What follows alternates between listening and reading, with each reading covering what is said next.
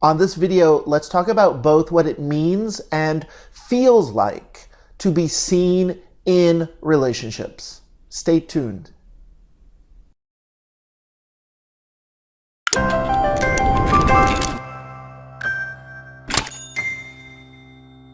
I'm Alan Robarge, a relationship coach and a psychotherapist. Welcome to the New Love Addiction, where we are not talking about addiction. We're talking about attachment injuries and healing attachment trauma.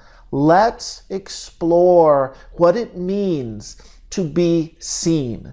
So there is a phrase, to be seen, known, heard, and understood in relationship. And this phrase, oftentimes those words go together, and sometimes I find myself using that phrase frequently, and I'll say it very fast, and I'll throw all the words together to say we need to be seen, known, heard, and understood. Seen, known, heard, and understood. And there can be some nuances between all of those words. They sort of collectively come together and at times can mean the same thing. And so if we pull out this idea of being seen, in some ways it means everything together. If we're seen, we're also heard, we're also understood.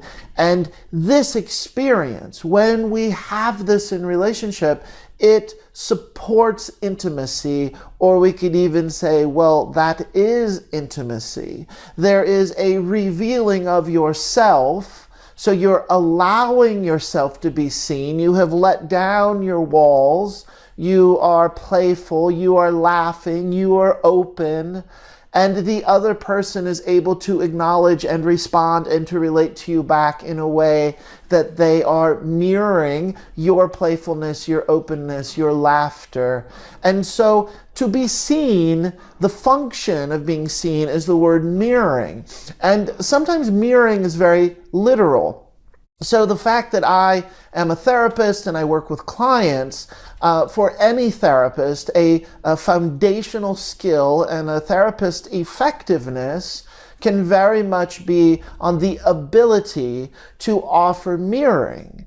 And mirroring can come in the form of seeing, like what I see, and I can mirror by either responding through body language and responding through gesture, or it could be very direct. It could be very literal. So if I'm sitting with a client and the client, something will change on his face or something will change on her face. They're talking, and there is a congruency. There's a consistency of the affect, of the way that the facial features, the body language, the gesturing, and there's a rhythm. And so I'm tracking and I'm monitoring the rhythm, and we're going along, and then all of a sudden something shifts. And it could look like a wave of concern. But let's say the client doesn't stop. The client does not stop talking and continues on in the same rhythm. Well, for me to be a seer, I'm observing and I'm seeing the interaction. I can, when it's time, when it's appropriate, in a way, hopefully skillfully, I can interject and say, hey, what is that right there? Like, you're talking about XYZ, and it seems like a pretty okay content or pretty okay subject that you're exploring.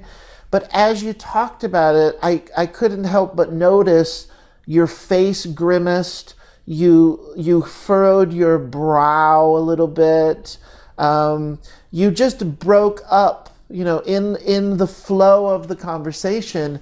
There was this mini pause, this micro moment of disconnecting from what you were talking about. And so my job and my skill that I have honed over time is that I will notice that and say, hey, what is that break in the conversation?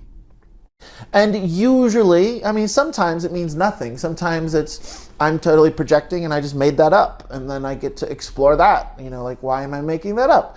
But oftentimes what happens is the client will say, yeah, actually, yeah, there was something there. I had a wave of sadness. I had a wave of panic. I had, well, we were talking about XYZ, but in fact, I flashed on my girlfriend, and I was feeling, pulled into wanting to talk about her, and then I shut that down, and I, kept going.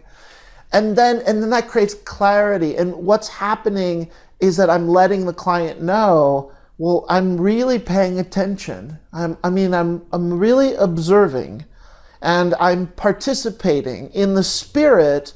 I'm not just calling these things out arbitrarily. We're doing it in that context, obviously, for therapeutic reasons, to be able to say, well, is there some meaning here?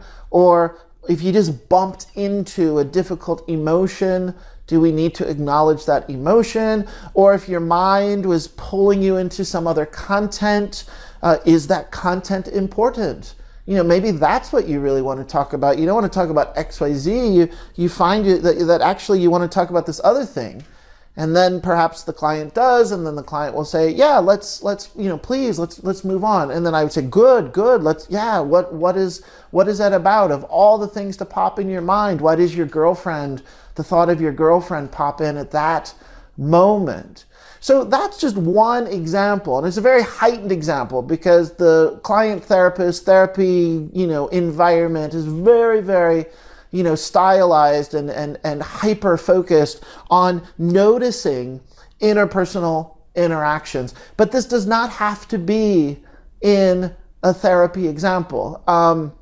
There was a time I was in graduate school. We were in a large group circle, and the circle had started, and people are talking and they're giving directions, and we have just begun, we're underway. And a fellow student enters the room late. And we're all holding hands. We're in a big circle. We were sharing and talking and, participating. And we had made a point up to that moment to make sure everyone said their name and everyone was welcome, come to the circle. And because this one person was late, it felt so like this person literally was an outsider. Because based upon how the circle was formed and the room and the other people didn't see the other person standing there.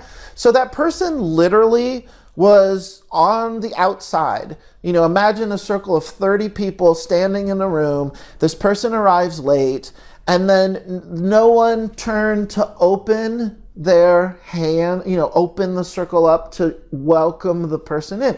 So in that moment, I saw that and I said, hey, wait a minute. I just want to interrupt what we're doing and just acknowledge so-and-so just came into the room, and let's welcome him into the circle. And of course, it was a loving, supportive group of people, and everyone turns out, oh, of course, yeah, sorry that you're there. But that's an example of, for that person in that moment, they were not being seen. And for someone to be able to, in that moment, the example is me, I spoke to it very directly. It also can be much more subtle. Based upon my personality and how I do things, I'm a bit more direct and I speak to things like that. It's very possible, I could have just pointed across the circle to someone over there and they would have turned their head and then invited that person in. But that's an example of being seen. I have another example, and I seem to recall, perhaps I have used this example before on a video, so if it is a repeat, please bear with me. And for me, it really merits repeating. It is a very important experience in my life. But I was in Chicago, and I was going through a period of time where the world was crashing down on me. It was very painful. And I had a corporate job, and I would go to lunch. I'd go outside. It happened to be summer, and I'm sitting outdoors near this fountain, and I'm sitting on this patio, or this outdoor fountain in this plaza area. And I had my face down in my hands. I don't remember if I was crying, but I mean, I was depressed. I was a mess. And I'm, feeling just crushed by the weight of the world. And this woman, this African-American woman, comes over to me, and my face is down, so I didn't see her approach me. She taps me on the shoulder, and I look up, and like her face was like right there. And she was serious and jovial at the same time. Like she was smiling and approachable and kind, but she also, she meant business. Like she knew what she was going to do. And she looked at me, she goes, "Hey, it's okay. It's okay. You're gonna be better, okay? You're gonna get through this." And I was so stunned. I mean, I didn't even really say anything in that moment. I'm sure I said thank you, but she walked away. Excuse me. She walked away, and I was a bit in shock. It really, that experience of a kind of cog in the wheel, the churning, everything just sort of stops, and something pulls you out, breaks the trance of the sadness. And I'm sitting there, I look up, and everything, time just sort of stood still. And I felt, talk about being seen. I felt seen. I felt very, very welcomed in this world. That little gesture. And it obviously, to leave it on the video here, it's really impacted my life, and something that I have thought about many times. And when I am out in public and I see people on the street, if it appears to be an okay situation, I like to pay it forward and offer some word of kindness the same way that woman offered to me.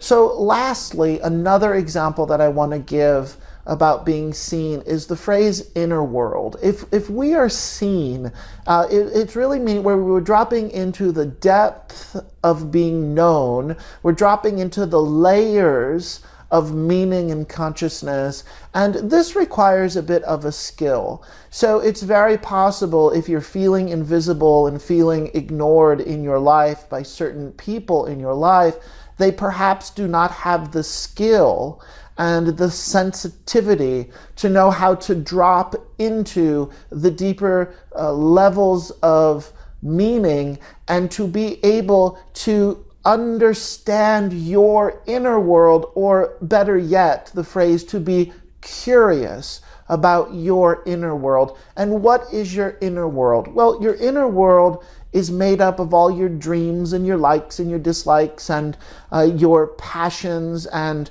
your desires. And it's the place of contemplation, really contemplating. And so for someone to be curious, to ask you a question, they're asking you more open-ended questions, not just surface level questions, not yes or no questions, not questions about chronology or external things, such as, what kind of sandwich did you get at lunch? That you can't get very much mileage out of that. But if someone says, if you're talking about having lunch and they say, well, what were you thinking? What were you thinking about when you were sitting outside on your lunch break? That type of question is inviting to say, I want to know more about you. What were you thinking at lunch? Now, there's a social barrier to this, and it's very possible that you might respond and give a very throwaway, simple answer like, oh, I was thinking about my work project, and I was thinking about my to-do list, everything. I'm feeling overwhelmed with everything I have to do. And imagine that the person that you say that to says, well, yes, I hear that. And what were you really thinking about? Like, what's going on for you? So there's a effort to want to drop into, please tell me your experience. What are you reflecting on? what really, triggers, what really charges your spirit these days? The phrase I like to use, and we're moving into a kind of spiritual realm, but the phrase I like to use is finding ocean. And that's a metaphor. I need to make an effort to find ocean. If you go to the ocean, you stand on the edge of the ocean, you look out, you feel that sense of awe and inspiration, and you're so, your personal problems are diminished when you're in the face of this, a powerful vista of ocean. And that's a metaphor for, allowing yourself to be impacted by the world. And so to be seen, for someone who wants to know your inner world, they're actually dropping into these deeper levels of consciousness, and they want to know, what are you contemplating? What are you grappling with? How are you experiencing ocean in your life? How do you find ocean? And it's a skill not only for them to ask, but it's a skill for you to respond in a way where you don't shut it down, and to respond in a way that also invites that back within themselves. And in the conversation, to be able to say, well, I am trying to figure out how to get more ocean in my life. I do want to feel a little more inspiration. How do you do that? You see, so it's like you're playing tennis. You just hit the ball back in their court, and now you're beginning to explore this deeper level of inner world experience. And when you do it, when the other person offers it, when you offer it back, when you're doing it back and forth, that is what it means to feel seen. You'll feel a sense of exhale and surrender. You'll feel a sense of electricity, like you're engaged. Your body will feel, the feeling of play. The phrase, time really flies when you're having fun. And this idea when children lose themselves in play, or the adult word is flow. And when we get into the zone and we experience a sense of flow. Well, when we are in the zone and in flow and coming from this playful place, when we are doing that with another person, the quality, the byproduct, the skill that we are using is allowing ourselves to be seen and also seeing the other person. That's what it means to be seen. And again, full circle, same thing I said at the beginning, all of it together. We're seen, known, heard, and understood. I hope that this was helpful. Please subscribe to this YouTube channel if you like this video and want to see more videos like it. Also, you can join a Facebook group on Facebook, The New Love Addiction, if you want to chat with other like-minded people who like this topic and want to explore this topic. And then lastly, please, if you want to learn more about me, go to alanrobarge.com. Thank you for watching. I'll see you next time.